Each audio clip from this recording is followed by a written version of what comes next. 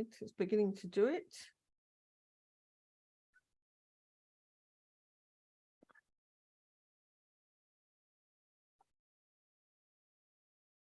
Great, wonderful. Beginning to do it. Now then, switch that off. Perfect. Great, lovely. Okay, so we'll start off with our tefillah. And we'll go on from there. Share screen. All right then. Ribon olamim v'adonai adonim, af v'chaman v'slichot, modim anachnu lefanecha, Adonai Eloheinu v'le'avotenu, b'kida b'shtachavaya shekaravtonu לתורתך ולבדותך עבודת הקודש, ונתת לנו חלק בסודות תורתך הקדושה, מה אנו ומה חיינו, אשר עשית עמנו חסד גדול כזה, על כן אנחנו מפילים תחנוננו לפניך, שתמחול ותסלח לכל חטאותינו ועוונותינו, ועל יהיו עוונותינו מבדילים בינינו לבינך.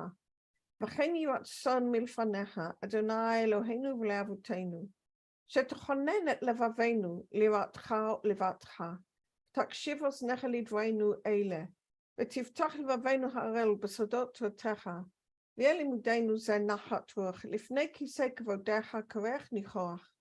ותאציל עלינו, אור מקור נשמתנו בכל בחינתנו, שתנוצצו ניצוצות עבודיך הקדושים, אשר על ידם גלית דבריך אלה בעולם, וזכותם, וזכות אבותם, וזכות תורתם ותמימותם וקדושתם, יעמוד לנו, לבל נקשר בדברים אלו, ובזכותם תראיננו במה שאנו לומדים, כמו המענאים זמירות ישראל, גל עיני והביט הנפלאות מתורתך, כאדוני תן חוכמה מפיו דעת ותבונה, יהיו לרצון ימי פי, וגאון ליבי לפניך, אדוני צורי וגואלי. Amen. Can you rtzon? Okay, so let's go to the learning that we're going to do today.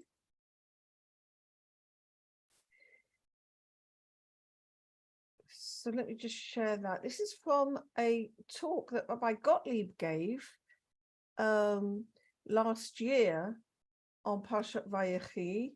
So we're going to start off with this to start off with. Okay.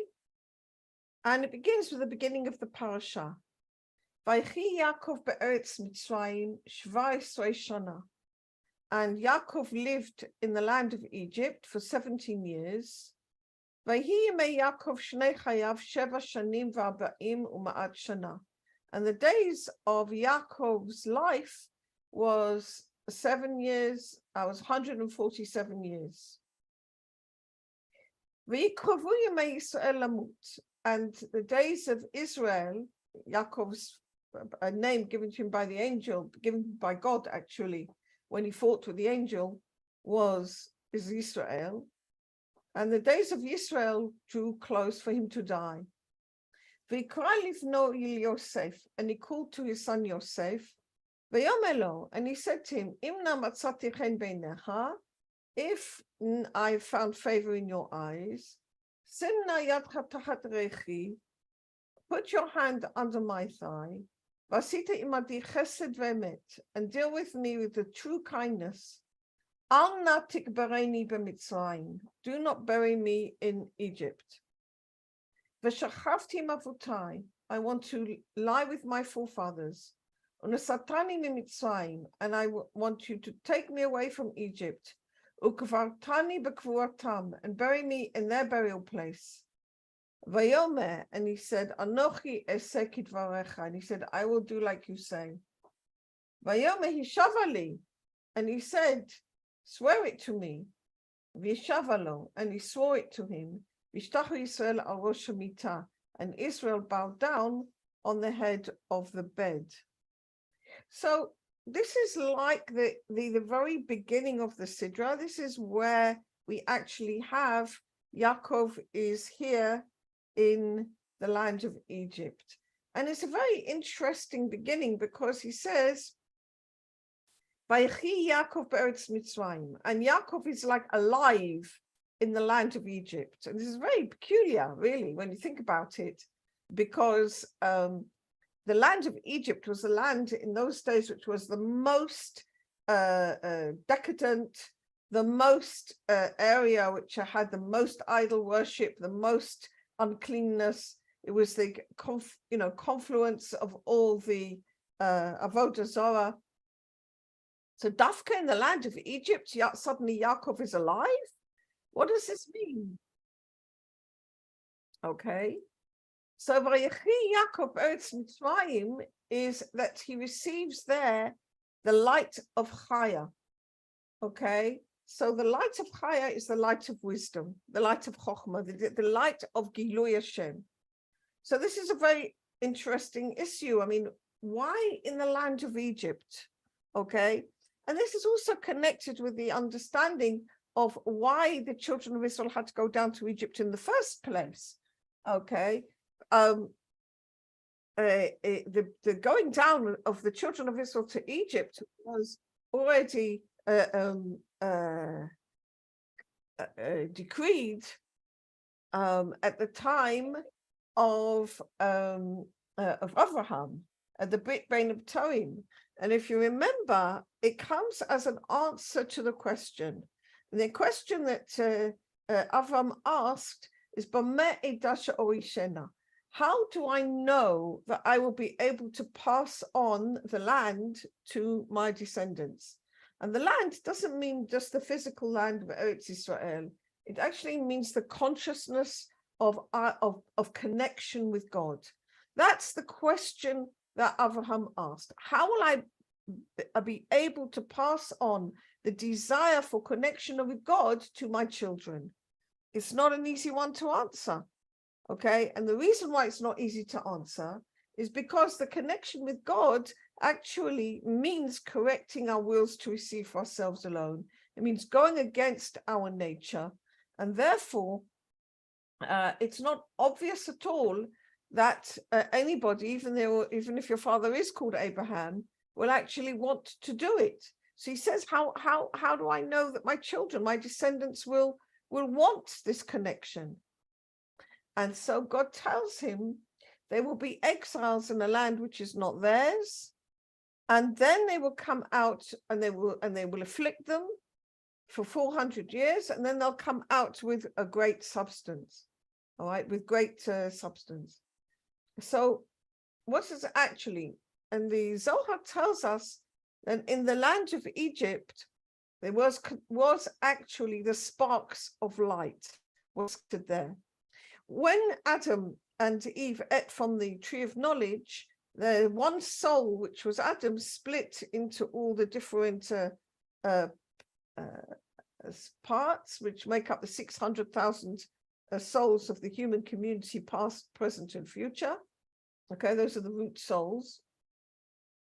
And there's sparks from his ore, from his light, settled all over the place, and a large proportion that settled in Egypt. So why Dafka in Egypt? Because the light is more recognized when it comes from the dark. So the children of Israel had to go down into Egypt to in a way to lose their connection with God, and then to rediscover it, and then to re-find it and create the vessel with which they will find God again. Because ultimately the children of Israel had to find their own vessel. Yes, we have Zechut Avot, we have the vision and the gift given to us from our forefathers, but we also have to create it and find it for ourselves. And this is what the children of Israel had to do, that they had to come into this land of Egypt. The word Egypt means a narrow place, okay, into this very narrow place where the light of God is not, in order to pick up those sparks which were scattered at the time of the eating of the tree of knowledge, and bring them out in their search for God. And that's the meaning, that's the difference between Gola and Geula. Gola is exile, Geula is redemption. Okay, so it's Dafka in Egypt, okay, that Yaakov is receiving this light of Chokhmah. So Rabbi Ashlag, sorry, I apologize, Rabbi Gottlieb explains like this.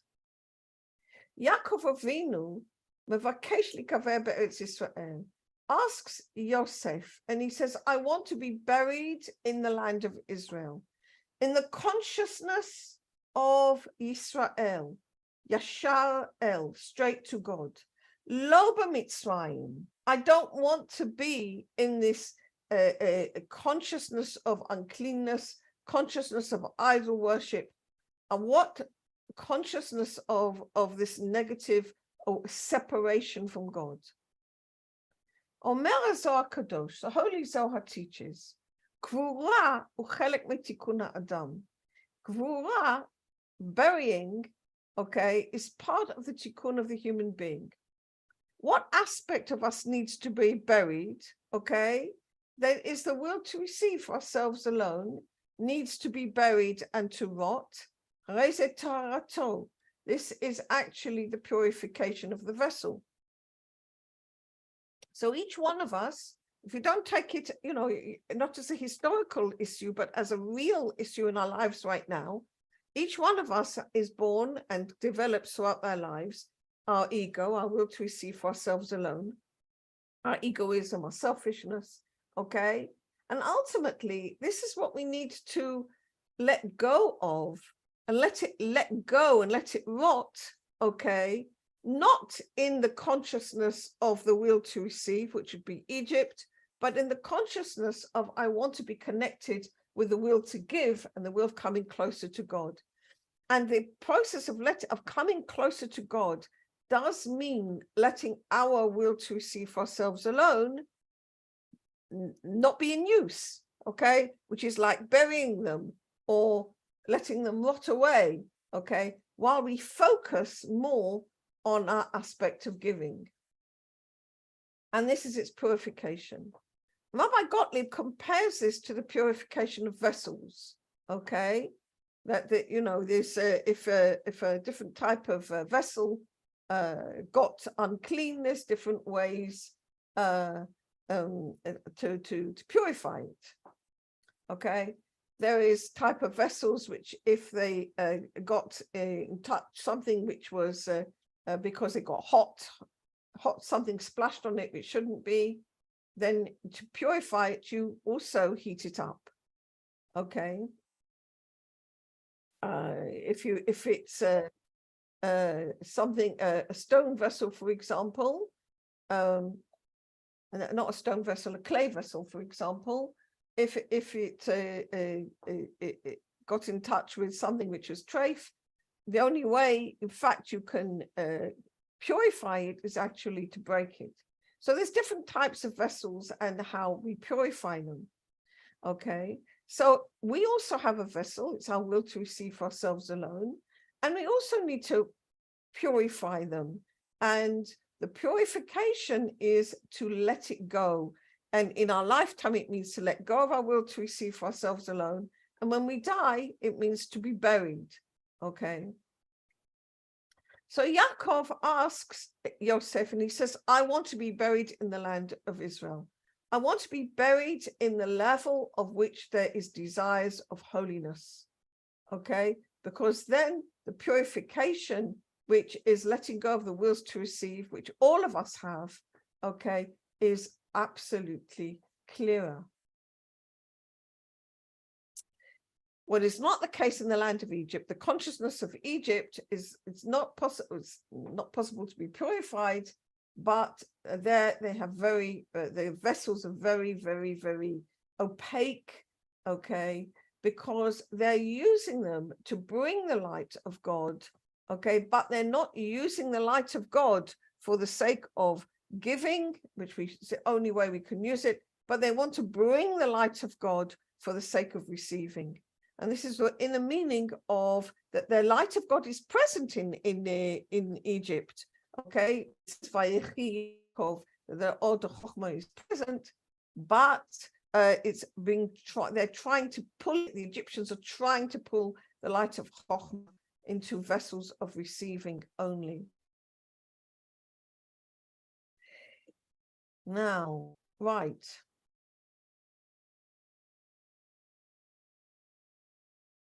He says here that if we look at this whole idea of burying, okay, from the side of serving God, the issue of burying, we can actually deal with, we can actually carry out every day, all right? Because every day we need to ask to bury our will to receive for ourselves alone, in order that we should let go of them and let them rot. And I'm sure you've all had the same experience, that when we have a particular will to receive for ourselves alone and we indulge it, okay, then the next time we want to do it more, and we want to do it more, we want to do it more, and we want to do it more, okay? And in fact, God described this process, and it says he got one portion, and he wants two portions, and then he wants 4, and then he wants 100, and then he wants 200, and so on and so forth. And it never stops. But equally, if we let go of our will to receive for ourselves alone, the beginning is very difficult. Now, like when you go first on a diet, or you're letting go of something you're addicted to, okay, the beginning is very difficult. But the more we let it go and the more we bury our will to receive, the more that will to receive rots away, and we can get purified from its influence and from the negative influences that it has on us. So to allow that process to happen, we have to recognize the evil that the will to receive causes us. And this recognition itself helps us rot away, or allows the will to receive from self alone to rot away. Now, the recognition of evil is kind of like in 2 ways. First of all, we're told about what the evil does for us. But the more we actually allow ourselves to feel, we can begin to feel the damage that the will to receive for ourselves actually causes us. And it's important to pay attention, all right?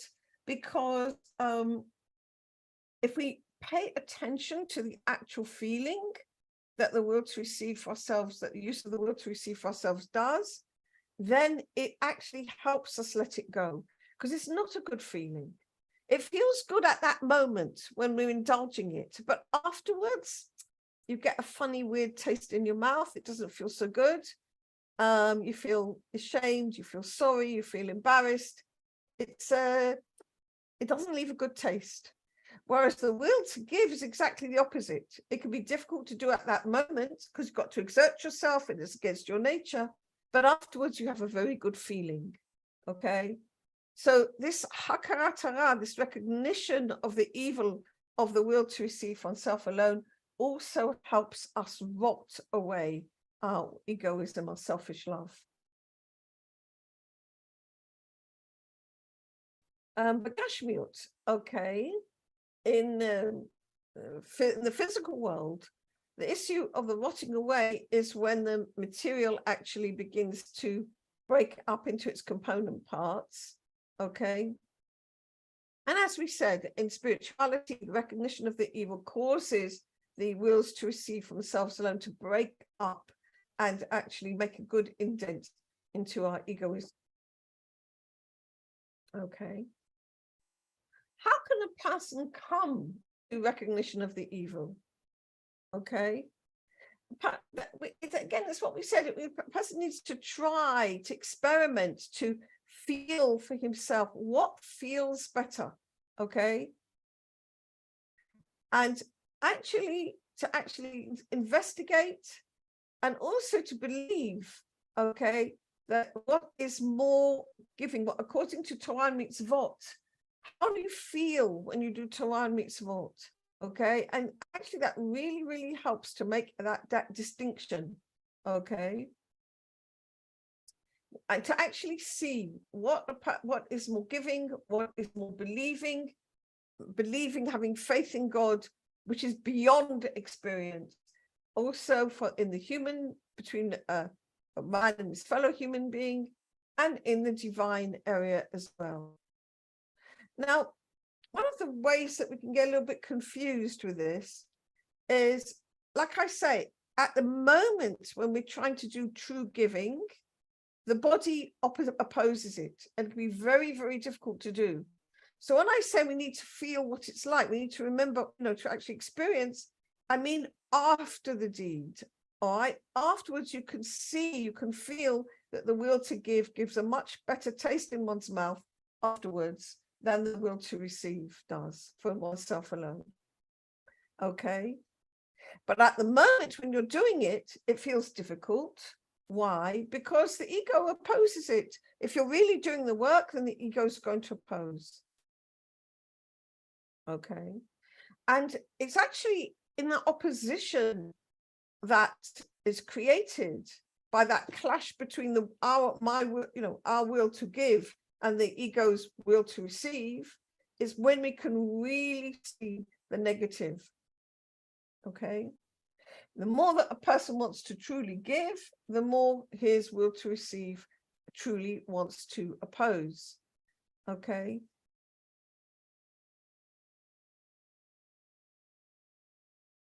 All right. And then a person needs to understand that this really is a battle. It really is a war between life, which is the connection with God through the desire to give unconditionally, all right, or God forbid, death, which is the will to receive oneself alone, which cuts us off from our true life, which is the connection with our holy, blessed one. Vayechi Yaakov be'eretz Mitzrayim 17 shana. Okay. So Yaakov lived in the land of Egypt for 17 years. Talking about the higher spiritual life, the mochin dechaya, the consciousness of the or de chokhmah, the revelation of the light of God, at the level of higher. It's a very high level. Okay, it's a light of revelation of the divine presence. Okay. Yaakov, Vayechi Yaakov. Why did it say Yaakov? Surely it should say Yisrael, because Yisrael is the aspect of Gadlut and Yaakov is the aspect of Katnut. What does I mean by this? The aspect of receiving the actual light of God uses the bigger vessel, which is Israel. Okay, whereas Yaakov is the more immature vessel, which was his name when he was born. Okay, so why is it saying Vayechi Yaakov? Surely it should say Vayechi Yisrael. The Zohar says, well, it's obvious that if it's Vayechi, then it really should, that the great light is present. Okay, so you don't need to show that by the name Yisrael. But Rav Gottlieb here brings another explanation in which he says Yaakov melashon akev. Yaakov is the language of the heel. All right, that by putting one's will to receive for the sake of receiving under one's heel, okay, that is when you actually merit to the great light of God, because the vessels and the lights have to work in opposite ways. Okay. So if we put our will to receive ourselves alone under our heel, that's when we merit to bring the greatest light. And this is actually, as we said earlier, in the land of Egypt, because again, we're working with opposites. In other words, the vessels of Egypt, the desires of Egypt, which are the most opaque furthest away desires, okay, nevertheless, if we can correct those, okay, then they are tremendous vessels for the light of God. So it's the correction of the vessels of our own Egypt which brings us this great light down.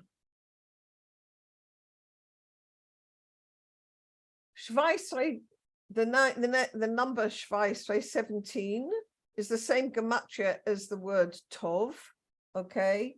For Yaakov Avinu, the light comes into the good vessels of receiving for the sake of giving, okay?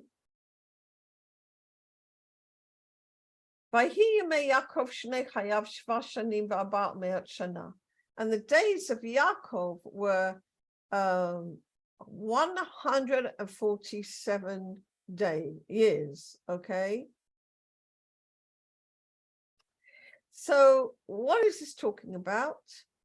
It's talking about what spiritual levels were reached. So there were 7 years in the Malchut. Now, single units refers to the Malchut.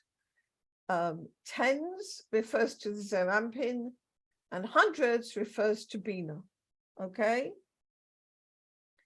So the 7 years in the Malchut, 40 years in Zerampin, and 100 years, which is in Bina.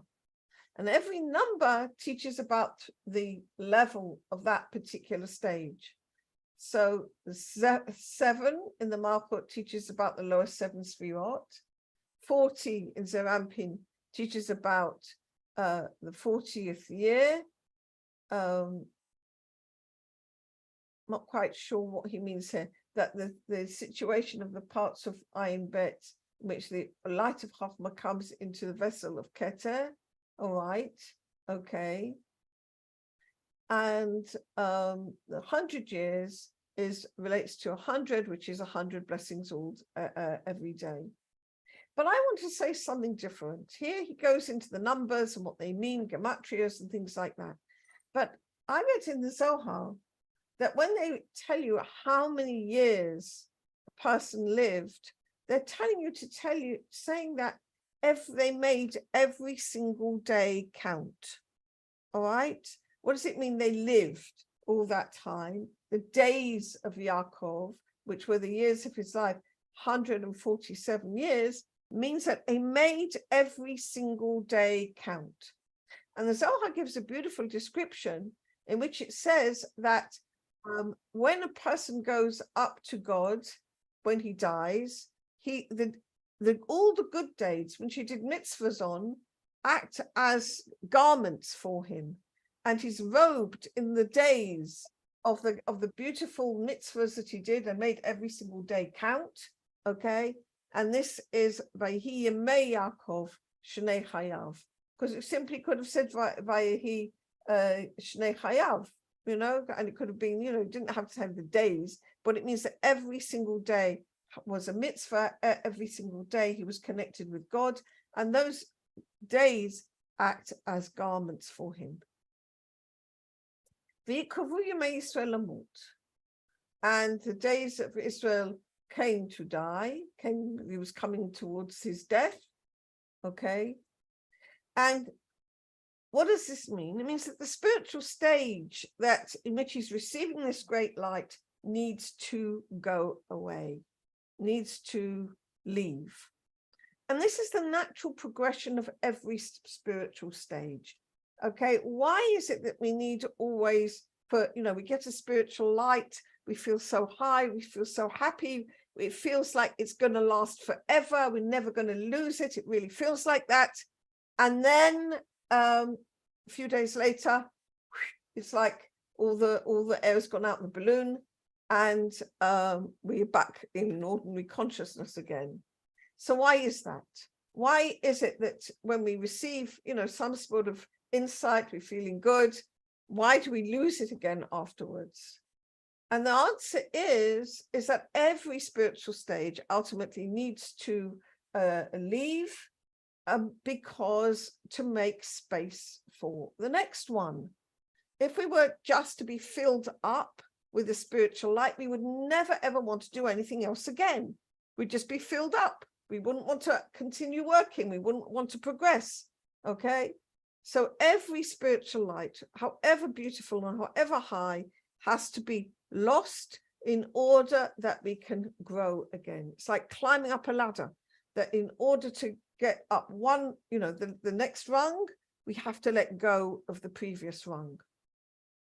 Rabbi Ashag gave a very nice parable on this, which I sometimes think about, and it's a very nice story, and it's of two friends, okay, and they were both beggars, all right, and they used to go around with their begging tins or whatever, and collect stocker, and that's how they lived. And then one time, one of the friends became a king. Okay, that's the story. Okay, you don't have to go into details of how he got to be a king when he'd previously been a beggar, but he now is a king. Okay, his friend stays being a beggar. And when life gets very difficult, and one winter life got so hard, he just couldn't manage to get anything in his begging bowl, and it was really bad. And suddenly he remembered his friend who was the king. So he said, I'll go and ask my friend the king, surely he will help me. So he goes to his friend the king and he says, please will you help me, because life has got very difficult indeed, and I haven't been able to collect much money, and I'm really in shtuch. And his friend the king says, well, of course, I remember you very well, and 100%, you can go into my treasury, and whatever you're able to get in the next 2 years, you can have for yourself. So his friend was delighted, and he goes down to the treasury, and the treasurer has been given orders to let him in and for him to take anything he wants for the next 2 hours. So he goes in with his begging bowl, and he fills up his begging bowl, and within 5 minutes he's come out again, happy as the day is long. He's filled it up, he feels fantastic. So the steward in charge there takes the begging bowl and pulls it away from him and throws all the stuff onto the ground. And the guy says, what did you do that for? He says, go on. He says, you've still got time, go and fill it up. So he goes in and he fills it up again. And now he's a bit wary of this crazy guy, okay? And he tries to hide the begging bowl as he comes out, but to no avail. And this crazy steward grabs hold of the begging bowl and he empties it all out onto the ground again. Well, he says, well, look, you know, the king gave me permission. And he starts arguing with him, but it doesn't help. So he grabs his bowl and he goes back in again and he fills it all up again. And no matter what he does, this guy always grabs hold of it and empties it out onto the ground, until finally there's only 5 minutes left of the 2 hours. And he's crying and he's pleading with him. And he says, for God's sakes, let me have my money. And he goes in one last time and he fills up his begging bowl and he comes out again, and it's no good. The guy grabs his begging bowl and he empties it out onto the ground. So he says, I'm finished. He says, I can't do it again. I've lost my 2 hours. What did you do all that for? And the steward says, I don't know what you're worrying about. He says, if I had left you with that one spiritual level that you had, okay, and left you at that level, you would never have got any more. But each time I forced you to let go, to empty it out, and then you had to go around and collect it all up again. But ultimately, nothing got lost. It's all in that pile on the ground. You pick it all up and it's all yours. So this is the moral here. This is the analogy. All right. And the days of Israel came to die. That is to say, the greatness of God, the revelation of the light of God needs to disappear, okay, so that there will be place for further revelations of God to come, either to him or to his children. Okay, remember, all of this is about Yaakov blessing the children, giving them as much strength and encouragement as he can to face the exile that is going to happen, okay, and making room for other spiritual levels. Yosef, and he calls to his son Yosef.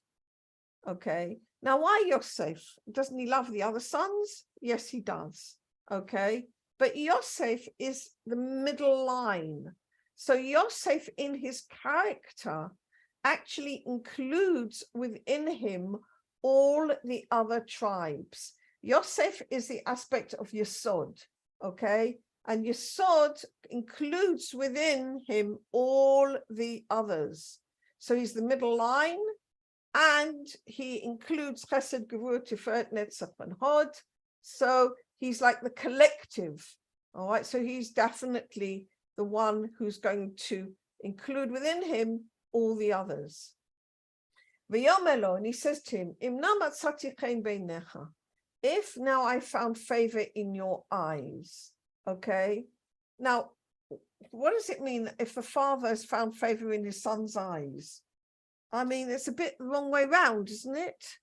Yaakov, as a father, can certainly ask his son to do him the last request he wants, where he wants to be buried, without saying, if I found favor in your eyes. I mean, come on, you know, Yosef owes him a little bit of kibud ava'im. So what does it mean? So here it's an inner secret, all right? So the eyes are the aspect of Chokhmah, and Metziut Chaim is finding favor, means clothing the Chokhmah, clothing that divine light with the light of giving, which is the correct way, derech ha'metukenet, to receive the wisdom, the holy wisdom of God, only for the sake of giving. Okay, so imna matzati chen beinecha is actually a phrase which introduces the fact of he wants to show him how he should be acting in the right way. And of course, this is true for us as well.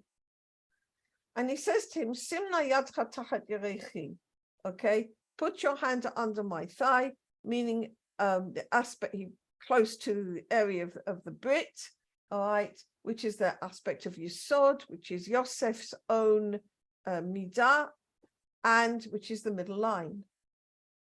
Vasita imadi chesed ve'emet, and do with me love and truth. Truth refers to the light of Chokhmah, which comes on the vessel of judgment, on the light of the Malchut. Chesed is the light of loving kindness. So we've got the combination of a judgment and compassion, judgment and mercy, Malchut and Bina together. He says, do it, combine light, love, and loving kindness with receiving the great light. Okay. All right. Al natik boreini b'Mitzrayim. Don't bury me in Egypt. Because Egypt refers to the will to receive oneself alone, which is in such a difficult place. It's such a dark and difficult area. Lo yachol liot tikun. It's very hard to correct that. Okay. And Yaakov wants to bring the tikkun in a way that's possible. V'shachavti im avotai, and I want to lie with my fathers. Okay. Now, again, you know, what's the issue here?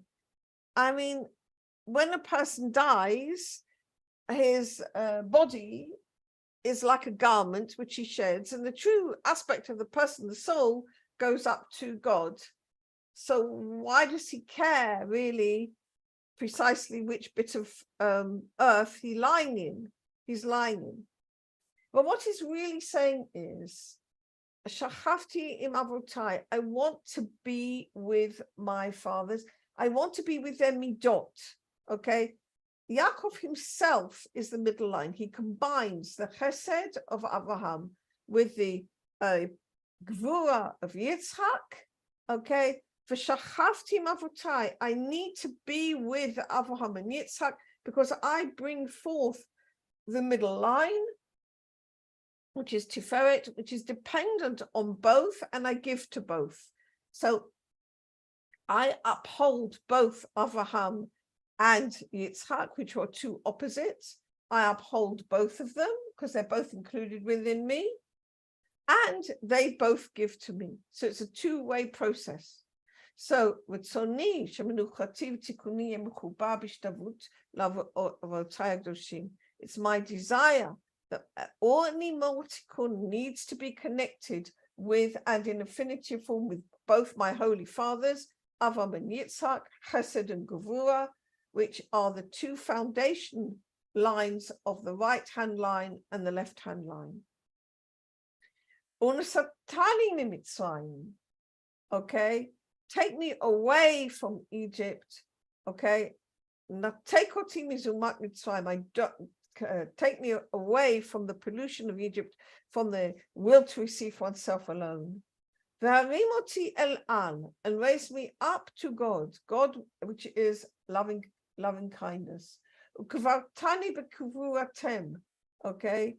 Bury me together with their burial place, in the same wholeness as they had. And Yosef says, and he says, I will do what you say. But he says they use a very interesting a term here. Instead of simply saying, I will do what you say, he puts in an extra word, Anochi eseh kidvarecha. All right. What does that Anochi mean? He says it relates to the first commandment, Anochi Hashem Elokecha, I am the Lord your God, which sholetet b'toda'ah shel adam, which needs to rule the consciousness of the human being. Memele yachol letzeit lasot kfi shemavakesh Yaakov, and therefore he needs to obey and do as Yaakov is actually bidding him, lechel alav ol malchut shamayim shlema, which is to institute for himself the yoke of the kingdom of heaven completely. Hamechuneh asiyah b'chinat davar. So it says e'eseh kidvarecha. So the aspect of a malchut is there. Okay, the world of asiyah and the world and davar is also malchut. So he says the malchut, how does it function? Through faith, by accepting upon ourselves the yoke of the kingdom of heaven. Vayomer hishavali, swear it to me. Vishavalo, and he swore it to him. And Rabbi Gottlieb brings a very interesting question. He says, what do you mean? He didn't believe him? Okay, surely you only ask somebody to swear when you don't trust him. But he says the word shvu'ah is also from the language of shvi'i, which is the malchut. Okay, that he wants to tell him to attract the light of the malchut shamayim, in order that this light, through this light, he will get the strength and help to bring Yaakov to Gevurah in the land of Israel. V'yishtachu Yisrael al rosh hamita, and Israel bowed down on the head of the bed. Now, it's very interesting again that here he brings Yisrael. Okay, so Yisrael is the light, is the full consciousness of Yaakov, all right, which is the presence of the light of God is present there, and he bows down on the head of the bed. Okay, so even when the light of God is shining for him, because he's in the aspect of Vayechi, the light is shining, the light, that connection with the light of God, and the fact he's called here Yisrael, all right, so he's in the aspect of Gadlut. Nevertheless, he bows down on the head of the bed, and that refers to going, like letting go of the light of Godness and going in the way of faith, of giving. Malchut Shamayim Kriya Mita. The governance of heaven is called bed.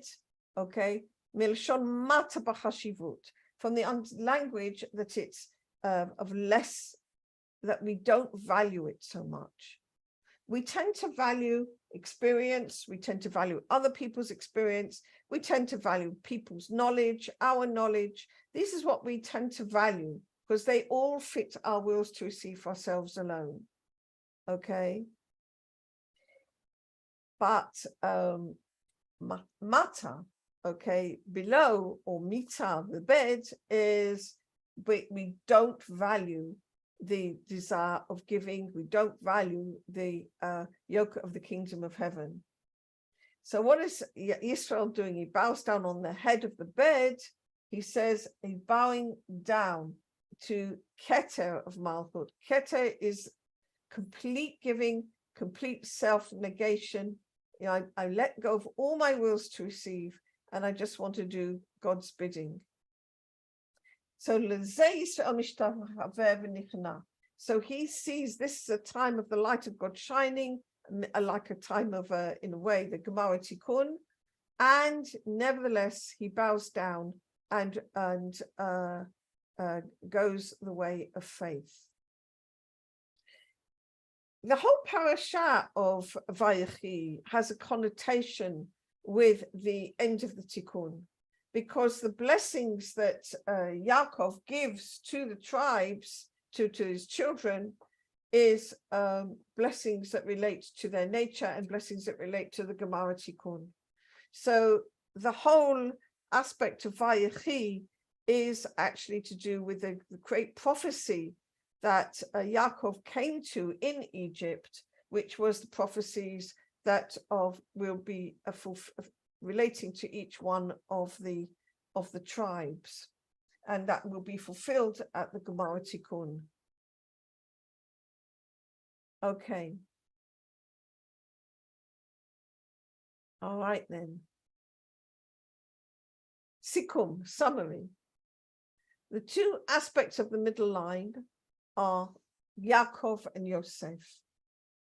Yaakov takes the higher level of the Zerampin, Yosef takes the lower level. In other words, Yaakov is Chesed, Gevurah, Tiferet, and Yosef is Netzach, Hod, Yesod. Okay. Now, what is this emphasis on the middle line? The middle line is like the golden road, according to the language of the Rambam.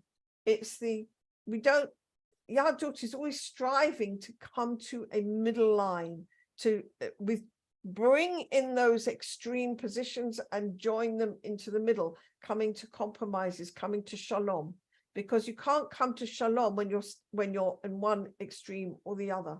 You've got to, shalom comes from letting go of a little bit and compromise and coming to the middle line. Okay. So Rav Ashak describes the middle line as the unification between receiving and giving of the soul and the body. Okay.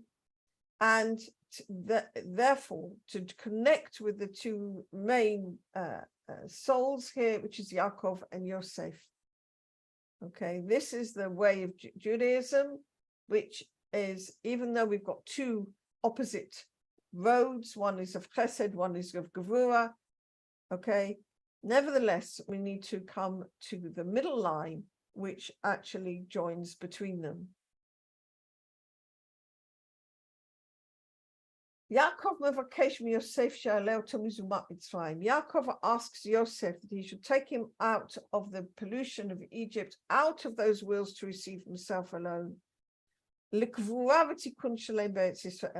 the process of rikavon, of rotting of the will to receive of the body, takes place in the land of Israel, in the Marat Machpelah, together with Adam and Eve and Avram and Sarah. Okay. And Leah is also buried there. This is the place of the Tikkun of the Avot. Okay. And why is it that it's called Marat Machpelah, like the double cave? Is because it hints at the cooperation between the aspect of love, a loving kindness and compassion, and the aspect of judgment. And this brings us to the complete spirituality, a complete spirituality of the joining of soul with body in the best possible way. Okay, that's it. Okay, very good. All right, any questions? All right. Hello, any questions then? Yeah, oh yeah, Hannah, you've got a question. I was going to share, and maybe it's a question. So something like funny popped into my mind, and I hope it's okay to share it. It kind of made me giggle a little bit. And it was that this idea of, working really hard to not want to receive for yourself, but to give to others. And I was thinking, like, most of the women I know are just like giving, to their families, their friends, whatever, at work. And then I thought, traditionally it's men that were doing more Torah study. And I started to wonder if these teachings were kind of more focused for the men. And if so, that would be a very good thing for them to also work on embracing. So I was wondering, I don't know if anything has been written about this. I mean, when we women work with healers to do our own healing, you hear time and time again that you need to make time to nurture yourself, to have a little bit of time to yourself. And it's a very, challenging thing for a lot of women to do. Like, they have to kind of do the opposite because they've gone to the other extreme. So I don't know if there's anything written about this, or if anybody agrees. I don't know. I kind of just thought it was an interesting question. It's an interesting question, and thank you for raising it up. Okay, so in the Kabbalah, male and female elements, okay, the male element is actually the giving element, and the female element is the receiving element, which is not what you're describing, but every human being has both aspects to him, has the male and the female aspects within him, okay, or within her, all right? So the male aspect is the light, if you like, and the female aspect is the vessel. Now, when we're talking about people, we don't actually know the motives of people because that's hidden.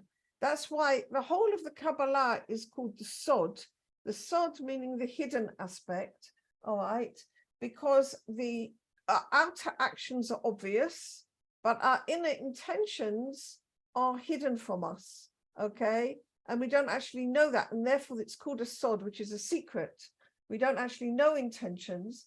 And the example is given in the Masechet Sota of two Kohanim who are eating the Kodashim in the evening, okay? And one of them is thinking to himself, oh, wow, I was really hungry. I mean, really, and this, this barbecue tastes really, really good tonight, And the other one is sitting there and he's thinking to himself, oh, HaKadosh Baruch Hu, please raise up the sparks of this Korban and grant the wishes of the Bala Korban, that they should only be answered for good.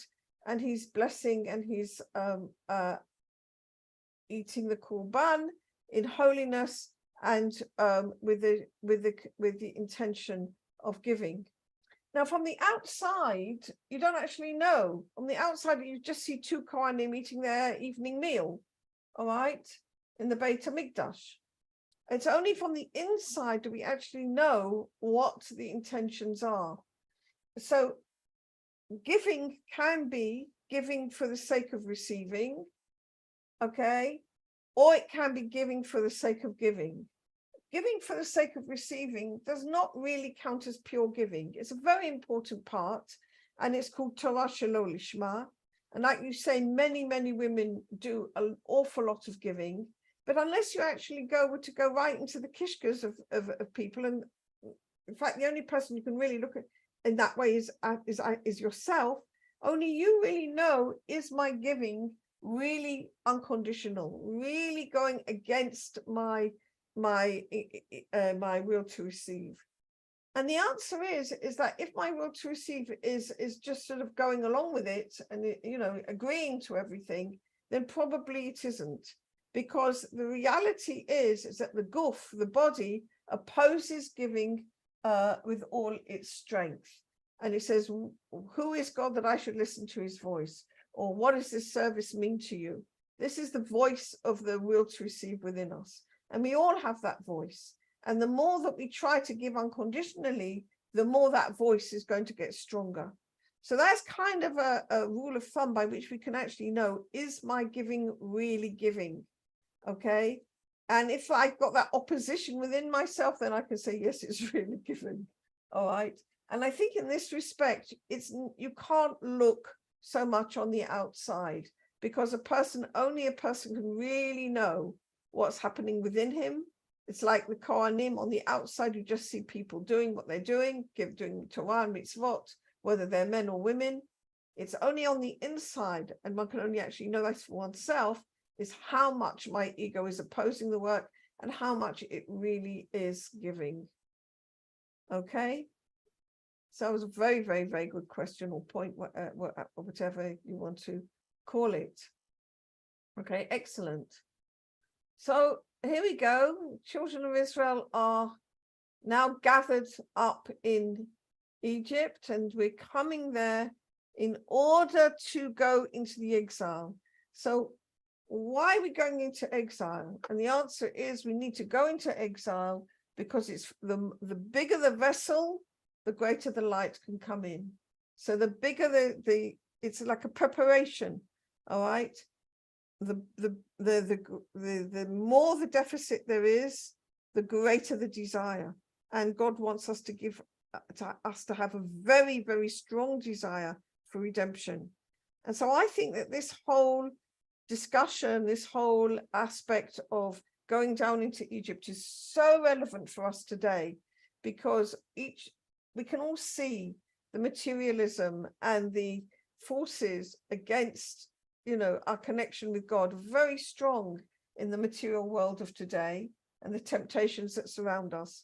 But the positive part of that is that our work to try to come to God in any case brings a much greater reward, because the greater the vessel, the greater the distance, it's like the greater the love when it comes. All right, wonderful. Okay, everybody. So just one last thing. When Rav Ashlag was writing his commentaries on Vayechi, unfortunately, he got a heart attack. And they called the doctor, and every time he started to write, his chest pains came back. So first they suggested that Rabbi Baruch Shalom, his son, should take down dictation rather than having Rabbi Ashlag write. But that didn't work, because every time he just thought about this material, he got chest pain. And then finally he turned around to his son and he said, I think that the world isn't yet ready for this material. And he had to wait another few weeks before he was able to write the rest of Vayechi, the Perush Sulam Vayechi.